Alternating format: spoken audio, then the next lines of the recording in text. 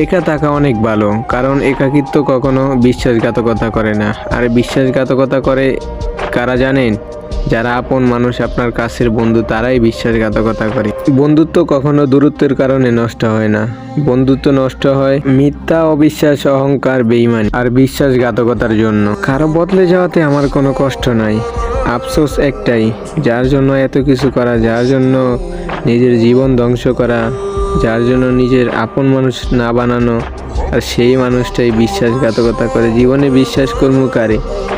আসলে বিশ্বাস জিনিসটাই আমার মন থেকে উঠে গেছে। আসলে মানুষ বলে না বেস্ট ফ্রেন্ড বলতে কিছু হয় না।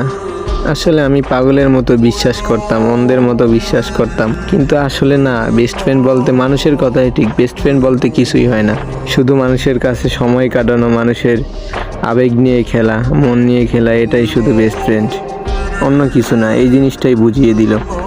বেস্ট ফ্রেন্ড নামক শব্দটাই আমি এখন ঘৃণা করি। আর যে আমার সাথে বেইমানি করছে না, তার সাথে তার প্রিয় মানুষটা যেমন বেইমানি করে, এটাই আমার কাম্য। ক্ষমাও করব না কখনো, আর প্রতিশোধও কখনো নিব না। কিন্তু খুব করে চাই আমার সাথে করা অন্যায়ের বিচার আল্লাহ নিজে করুক। সে মনে করছে আমার সাথে বেইমানি করে সে দিচ্ছে। কথায় আছে না, থাকতে মূল্য দেয় না আর চলে গেলে কান্দে। আহারে সোনামণি।